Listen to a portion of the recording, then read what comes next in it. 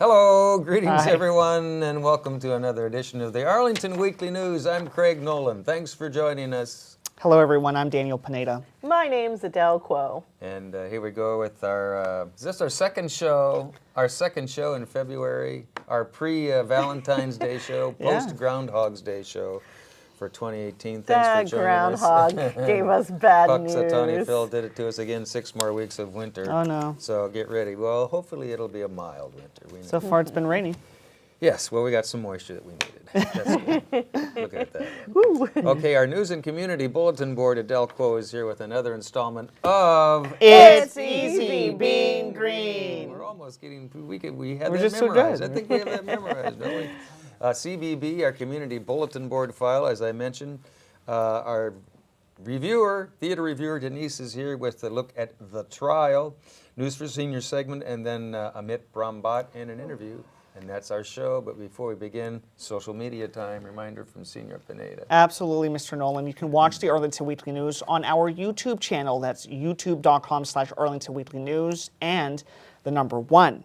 Also, facebook.com/Arlington Weekly News. And also on the radio, right, Craig? On the radio, WERA 96.7 LPFM. Check us out. We're in the air and in your ear. Well, here we go. The first of our news items. The Arlington County Department of Human Services has recently conducted a survey of Arlington's homeless population. The annual PIT, or Point in Time survey, was conducted during the last week of January.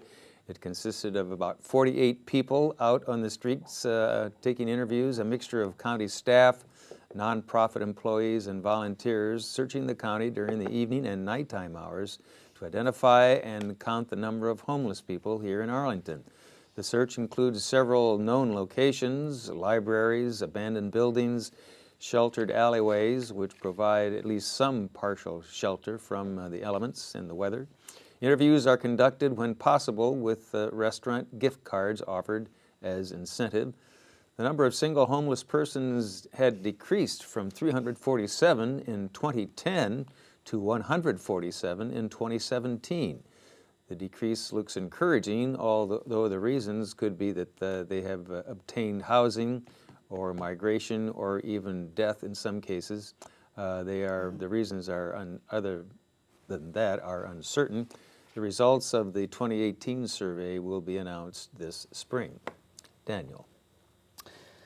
Well, Craig, some viewers may have noticed the occasional little free libraries in the area. These are small depositories in which people can donate or exchange books. Now there's a new variation, the Little Community Pantry, recently created by Arlington's Tori Phillips.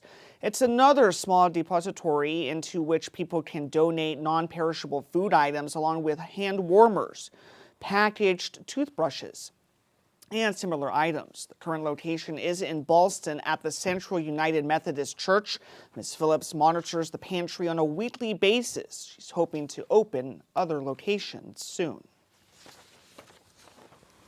And Daniel, also in our news items, the Arlington County School Board is considering a delay of a possible renaming of Washington Lee High School until the end of 2018. The public wanted more time, and we're quoting now, wanted more time for discussion, end quote, according to the Assistant Superintendent of School and Community Relations. Based on several letters to the editors of local newspapers, the public is divided on the issue. Some want to retain the name to honor the accomplishments of graduates from prior years, while others want to make a break from Virginia's Confederate past. One writer even suggested a compromise of sorts, changing the name to Washington Lincoln High School, which would retain the initials W and L. Another naming possibility is demonstrated by the nearby West Springfield High. Here at Don Hammond's Arlington Weekly News, we welcome your opinion. Just get in touch with us via email if you have an opinion on this, and check us out. You can contact us at arlingtonweeklynews@gmail.com. Let us hear from you. Daniel. Yeah, I'm sure that's going to be a very heated discussion, right, Craig? It will be. Well, Craig, the Arlington Animal Welfare League recently posted a video showing puppies being released into a hallway containing 2 dinner bowls. One was marked Eagles and the other marked Patriots. In an effort to arrive at a prediction of this year's Super Bowl winner, 3 of the 4 puppies appeared to favor the Patriots at first, but there were some changes in the voting. And in the end, the Floor seemed to be another likely contender. You can watch the video on AWLA's Twitter account. Such a fun video there. The You gotta floor watch was it. a likely contender. I like that. Food, puppy bowl of food, or the floor. Well, puppies, you never know. Yeah. All right. Well, and we should probably pass along our congratulations to Philadelphia Eagles and all the Eagles fans for that great showing there in Super Bowl 52. Yeah, all good right. game. It was a good game. We'll be back with, as promised, our CBB Community Bulletin Board file right after we hear from Adele Quo and another installment of It's easy being green. Here's You know. Adele. Wonderful. Thanks again. My name is Adele Quo with another It's Easy Being Green. Drum roll, please, for some good news. Awesome. Our new winner almost doesn't need any introduction since it is our state flower and state tree. So congratulations to Cornice, Florida. Let's Celebrate the Flowering Dogwood will be the 2018 Virginia Native Plant Society, that's VNPS, Wildflower of the Year. Joe Tree Frog, our mascot, hopes that Arlingtonians are able to ID our state tree all year round, starting with a wintry look. The striking bark and branch structure help to ID our lovely flowering dogwood even when no leaves, flowers, or berries are present. If the bark looks scaly, blocky, raised, almost reminds you of the back of an alligator, and it's a smaller understory tree with opposite branching, you've pretty much narrowed it down to flowering dogwood. The wonderful, densely tessellated pattern of small plates, that's the ID that helps ID the bark. And since becoming a member of VNPS, I learned that word tessellated. So also on a winter walk, take a good look at the tree skeleton. Looking at its branching when it's unobscured by leaves, you can see that the branching appears horizontal and layered. A dogwood's winter silhouette is pure artistry and elegance. When Cornice, Florida blooms in spring, it's hard to argue that it is one of the most beautiful of our Native American flowering trees.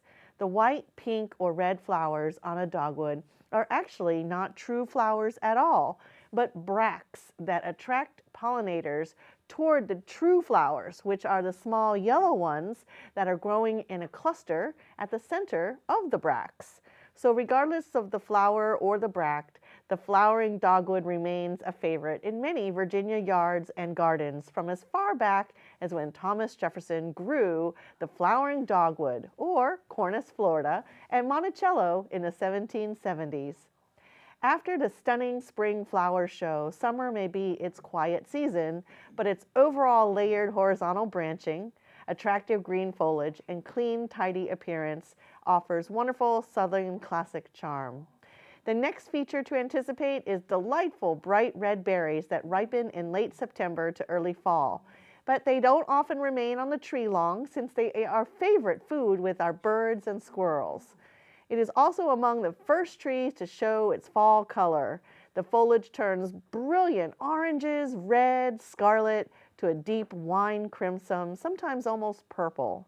So remember, it's easy being green. Let's celebrate our 2018 Wildflower of the Year. Every Virginia garden should include at least one Cornice, Florida, or flowering dogwood. It needs to have at least one, right? At least one! At least one. Cornice, Florida. Wow. Florida. Florida. Cornice, Florida. Get it right, Craig. Come on. That's very nice. And I learned something tonight. Me This too. is a very educational segment Well, as well, yes. that it's a bract and not a petal. Yes, isn't that cool? The thing that really forms, and the dogwood blossoms in the spring are dynamic. They're really cool. They're beautiful. We're always learning when we got- have her segment. Well, we right? are, absolutely. Thanks, Adele. Thank you, Adele. We You're appreciate welcome. it. Here we go now. As promised, our CBB Community Bulletin Board file, News for Seniors glasses in place. Here we go. Well, there's no getting through February without Valentine's Day, so we better get right to it and get it out of the way. On Tuesday, February 13, teens in grades 6 through 12 will be able to participate in a Teens Valentine's Day craft event. That's at Shirlington, Take Two, Shirlington Branch Library. This event includes a sweet snack and a hot beverage. That's coming up Tuesday, February 13 from 5 to 6 in the Campbell Room of Shirlington Branch Library. They're located at 4200 Campbell Avenue right here in Arlington. Information on your screen there. For more information, give them a call at 703-228-6545.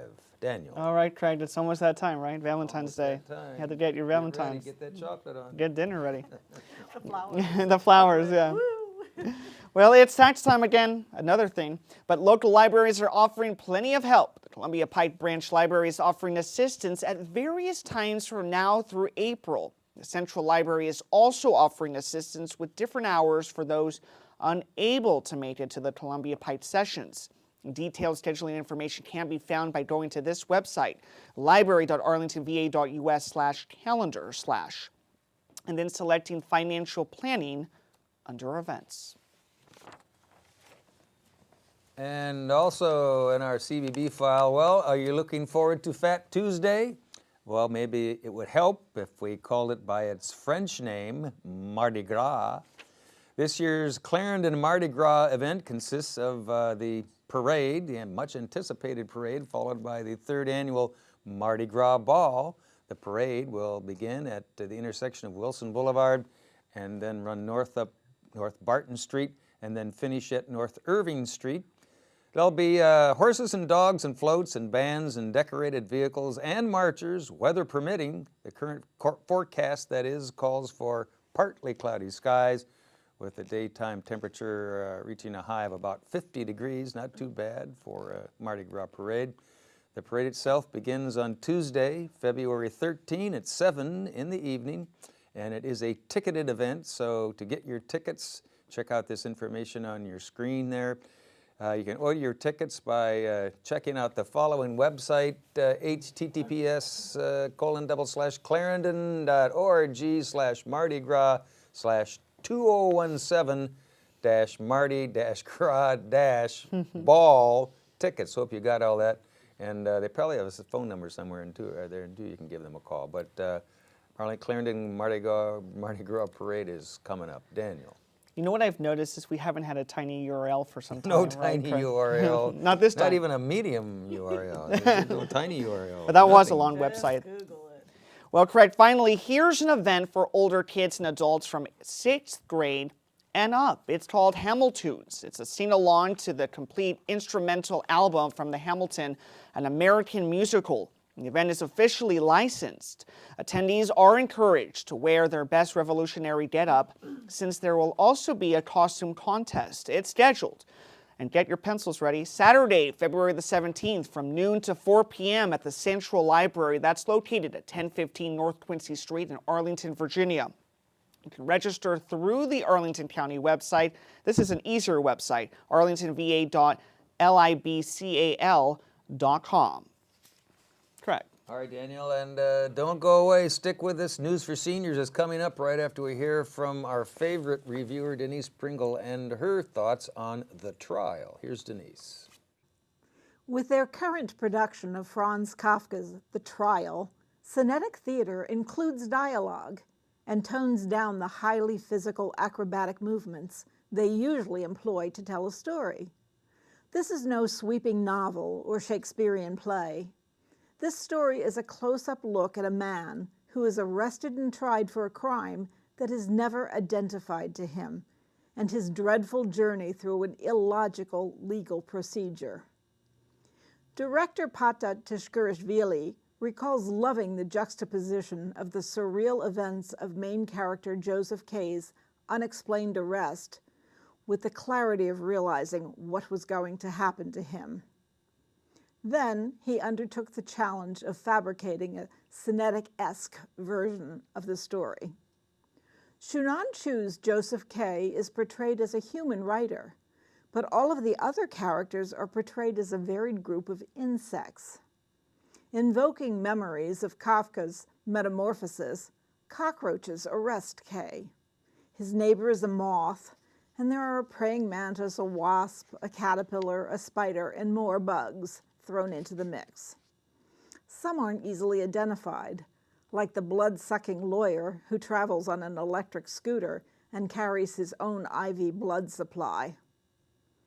Eric Teague's costuming for this group is phenomenal, ranging from almost lifelike renderings to fantastic multi-legged creatures with wild antennae, bug eyes, folding wings, and gruesome forelegs.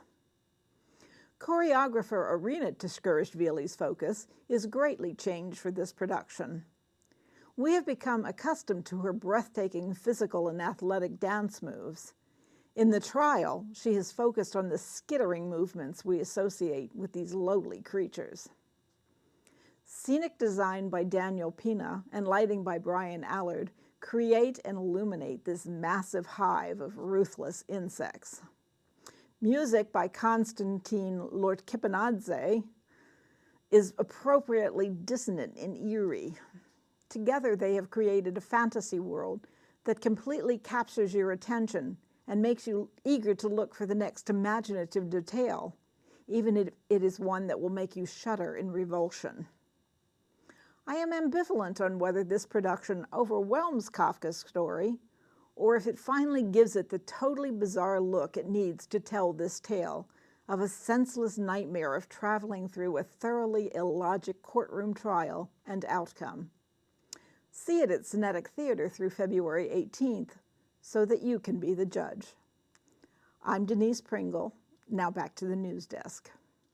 Thanks, Denise, for your spin on the trial. Okay, as promised now, News for Seniors classes still in place. Here we go with our News for Seniors file. First item, each year approximately 800,000 people suffer from strokes. In fact, strokes are the fourth leading cause of death in the United States. However, simple lifestyle changes can help safeguard against strokes. And Dr. Edward Alcock is coming to show you what to do. Dr. Alcock is a medical doctor from Virginia Hospital Center, and he works there at the Inpatient Rehab Center. The presentation takes place on Tuesday, February 13 from 11 till noon at Langston Hughes Community and Senior Center and Park at 2121 North Culpeper Street in Arlington. Here we are in Arlington. For more information, call Elizabeth Poole at 703-228-6300. Daniel. Well, Craig, and other senior stories for this week. Aging in place is a great option, but it's also important to be safe. Heather Herlock, an Arlington County Public Safety Officer, will provide tips on how to avoid crime at home, at work, or even on the street. She'll emphasize the importance of staying alert and aware for your surroundings. The presentation will take place on Tuesday, that's February the 13th, from 1 to 2 p.m. at the Arlington Mill Community and Senior Center. That's located at 909 South Dinwiddie Street in Arlington, Virginia. For more information, call Nicholas England at 703-228-7369. Nolan. Gracias, Pineda. Also in our News for Seniors file. Well, it's true. Speed dating has finally reached the 55-plus set. When you think about it, it makes more sense than speed dating for teenagers. After all, they have their whole lives in front of them. Well, here's how it works. Two individuals sit across from each other and then ask questions for a few minutes.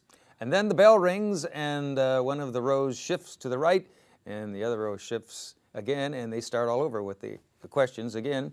This takes place on Tuesday, February 13 from 6 to 7 at Walter Reed Community Center, Senior Center and Park, 2909 16th Street South here in Arlington.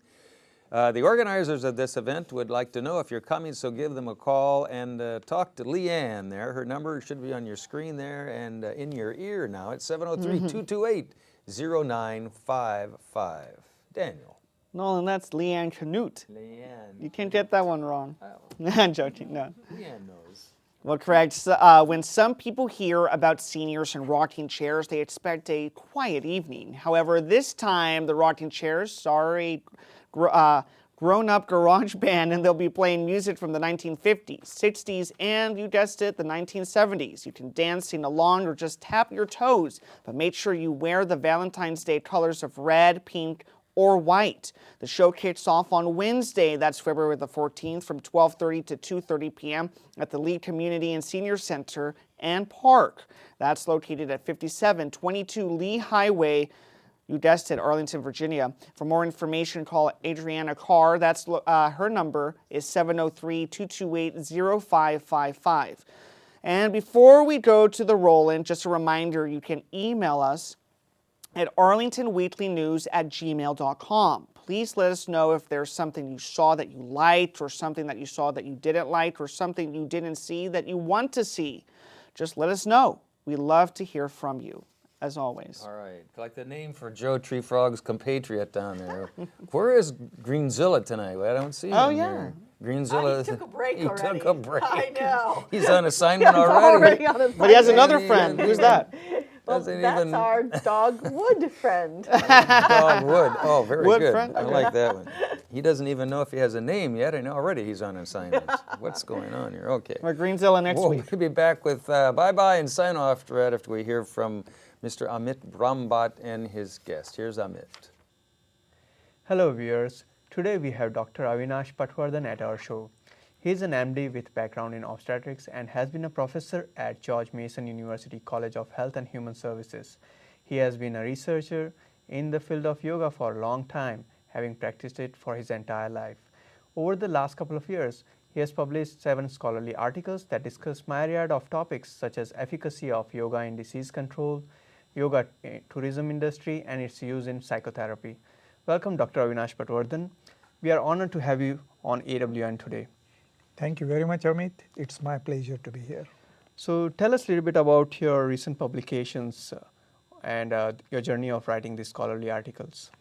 I had been into the field of yoga for a very long time, maybe for more than half a century. But these 7 papers that I wrote recently in 2016, they were mainly focused around the theme of yoga and its connection to public health. Because mostly yoga currently is seen as a modality for individual health, where it's about a single person's health. But these papers were written primarily for application of yoga for a larger population. So that was the main theme of those papers. And as a part of that theme, I wrote 7 papers. 6 of them were kind of peer-reviewed journal papers, and 1 was a paper written mainly for the research students in yoga about conducting the research, but I would not talk much about that. So these papers were primarily, 1 paper showed actual the prevalence of yoga in the United States between 2002 and 12, where I showed that actually the use of medicalized yoga is declining in the United States, and the referrals by the providers like MDs or clinicians has actually gone down. And I tried to critique why the phenomenon is happening. Then 2 more papers I wrote. 1 was about the nature of the research conducted around yoga, and what are the challenges that the research industry is facing, and what are probably the good solutions to address those problems. Then 1 more paper I wrote was connected to the policy regarding yoga, like what the insurances should do, what the regulators should do, and how the autonomous organizations like Yoga Alliance and International Association of Yoga Therapists, they should orient their policies in the practice of yoga. And then I wrote 1 more paper about how the tourism industry can promote and solve one of the big challenges in the field of yoga, which is related to the use of yoga by males and underserved populations.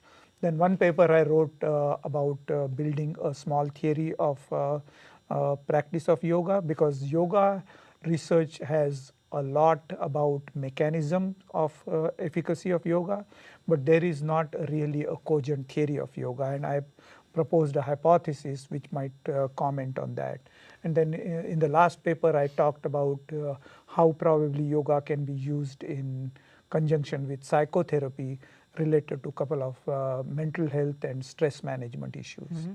So yoga for tourism sounds quite interesting. So did you attend any of these retreats, and what are your views about them? Yeah, I've attended a couple of them in Europe. And essentially means what I wrote in that paper was that I pointed out to 2 disparities in the use of yoga, and those are, number 1, if you would find the yoga users, predominantly they are females. 75% of yoga users are females, and males are not so much engaged into practice of yoga, and there are some reasons. And one of the scientific papers said that males probably do not know how to get started with yoga, and there are some misconceptions associated with that. Another facet that I pointed out in that paper was that the underserved communities, the low socioeconomic group people, those people are probably suffering more from chronic diseases.